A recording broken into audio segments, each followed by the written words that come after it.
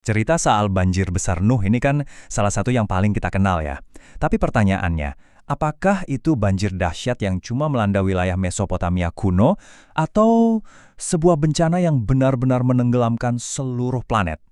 Hari ini kita nggak akan coba menyelesaikan perdebatan itu, tapi kita akan menelusuri secara mendalam satu argumen spesifik yang mencoba membuktikan kalau banjir itu memang bersifat global.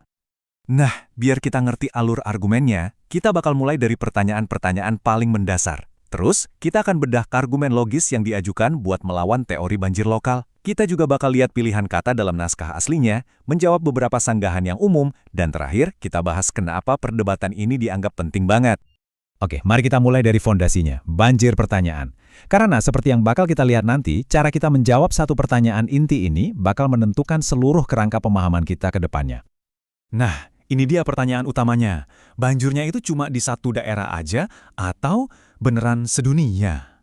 Menurut sumber yang kita bedah, jawabannya ini bukan sekedar detail geografis loh, tapi punya implikasi besar yang bergema di seluruh narasi Alkitab. Jadi intinya begini, menurut sumber ini, perdebatannya tuh bukan soal geologi atau arkeologi doang. Buat penulisnya, ini masalah teologis yang sangat dalam dan mempengaruhi keseluruhan cerita Alkitab. Sekarang, mari kita masuk ke inti argumennya. Sumber ini membangun kasusnya bukan dengan langsung membuktikan banjir global, tapi dengan cara yang menarik, yaitu dengan mencoba nunjukin kenapa teori banjir lokal itu justru nggak masuk akal. Oke, pertanyaan logis pertama yang diajuin itu simpel banget.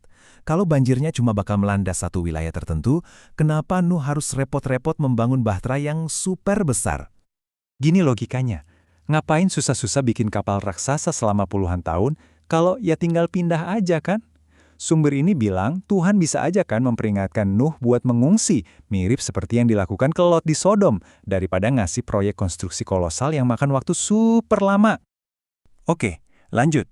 Pertanyaan kedua ini soal ukuran bahteranya. Ukurannya yang masif itu, menurut sumber ini, bukan kebetulan. Itu justru kunci buat memahami tujuan sebenarnya dari bahtera itu. Menurut argumen ini, bahtera itu dirancang dengan kapasitas yang jauh melebihi kebutuhan buat nyelamatin hewan-hewan dari satu lembah sungai aja. Logikanya, ukuran raksasa ini baru masuk akal kalau misinya adalah buat melestarikan setiap jenis hewan darat dari seluruh penjuru dunia. Terus ada satu lagi pertanyaan yang, lumayan cerdas ya. Kenapa repot-repot bawa burung ke dalam bahtera? Mereka kan bisa terbang. Kalau banjirnya cuma lokal, burung-burung itu harusnya bisa dengan gampang terbang ke daratan tinggi terdekat buat menyelamatkan diri. Nah, semua pertanyaan logis tadi itu sebenarnya ngebangun satu kesimpulan teologis yang penting banget buat si penulis. Kalau banjirnya lokal, artinya penghakimannya pun lokal. Ini berarti sebagian besar umat manusia pada saat itu akan selamat dari penghakiman. Dan menurut argumen ini, hal itu bertentangan sama tujuan Alkitab yang mau menyatakan penghakiman yang universal atas dosa.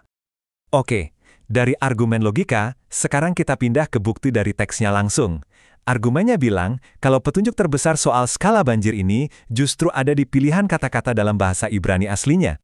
Jadi sumber ini nunjukin beberapa kata kunci. Misalnya kata Ibrani eretz yang artinya bumi itu diulang-ulang sampai puluhan kali.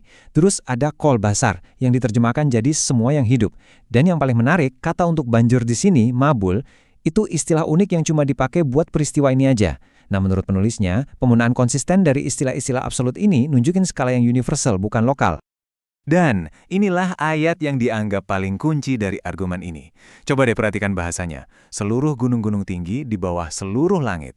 Sumber ini berpendapat kalau dalam bahasa Ibrani, pengulangan kata seluruh ini adalah cara buat ngasih penekanan yang paling absolut. Seolah-olah biar nggak ada keraguan sedikit pun soal cakupan globalnya. Dan ternyata argumennya nggak berhenti di perjanjian lama aja loh. Sumber ini nunjukin kalau para penulis perjanjian baru, ratusan tahun kemudian, kelihatannya paham peristiwa ini dengan cara yang sama. Mereka secara konsisten pakai bahasa yang universal. Kata-kata seperti semua dan dunia atau kosmos dalam bahasa Yunani waktu mereka merujuk ke banjir Nuh. Tentu aja, ide soal banjir global ini pasti ngundang banyak pertanyaan kan?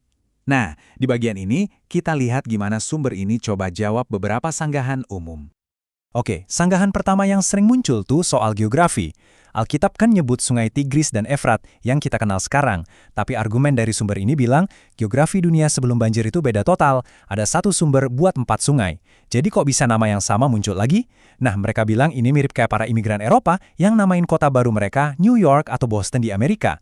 Nama-nama itu cuma dipakai ulang sama para penyintas buat tempat-tempat baru di dunia pasca banjir. Nah, ini dia nih keberatan paling besarnya. Pertanyaan dari para ahli geologi, kalau beneran ada banjir sedunia yang dahsyat, buktinya mana? Harusnya kan ada jejak fisik yang nggak bisa dibantah di bebatuan seluruh dunia. Jawaban dari sumber ini cukup menarik. Mereka bilang buktinya itu ada di mana-mana, kita cuma salah lihat aja.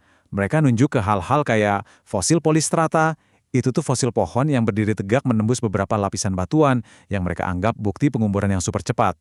Mereka juga melihat lapisan batuan yang terlipat rapi tanpa retak, yang katanya itu tanda kalau batuannya masih lunak dan basah waktu terlipat. Buat mereka, semua ini bukan bukti jutaan tahun, tapi bukti dari satu bencana air global yang masif. Oke, setelah ngebahas argumen logika, teks, sampai geologi, sekarang kita sampai ke pertanyaan paling penting. Emang kenapa sih ini penting? Buat penulis sumber ini jauh lebih dari sekedar perdebatan akademis. Ini menyentuh inti keyakinan teologis mereka. Nah, ini nih salah satu argumen teologis utamanya. Alur berpikirnya kira-kira begini. Kalau kematian dan penderitaan masuk ke dunia karena dosa Adam, berarti catatan fosil yang isinya penuh dengan bukti kematian pasti terjadi setelah Adam. Banjir global, dalam pandangan ini, menjadi satu mekanisme yang bisa menciptakan semua catatan fosil itu dalam satu peristiwa besar setelah kejatuhan, bukan selama jutaan tahun sebelumnya. Ada satu lagi konsep teologis yang penting di sini, yaitu konsep tipe atau pralambang. Dalam teologi, tipe itu adalah peristiwa nyata di masa lalu yang jadi bayangan atau pola buat peristiwa di masa depan. Jadi, banjir Nuh dilihat bukan cuma sebagai sejarah, tapi juga sebagai tipe atau presiden untuk penghakiman global terakhir yang disebut oleh Rasul Petrus, di mana dunia katanya nggak akan dihakimi dengan air lagi, tapi dengan api. Dan argumen terakhir ini seolah janji Tuhan yang dilambangkan sama pelangi. Penulisnya ngasih semacam dilema logika. Kalau Tuhan berjanji nggak akan pernah lagi mengirim banjir seperti itu, buat menghancurkan bumi, dan banjirnya itu cuma banjir lokal, bukannya janji itu udah dilanggar setiap kali ada banjir besar dimanapun di dunia? Menurut mereka, janji itu cuma beneran punya makna kalau banjir yang asli memang bersifat global.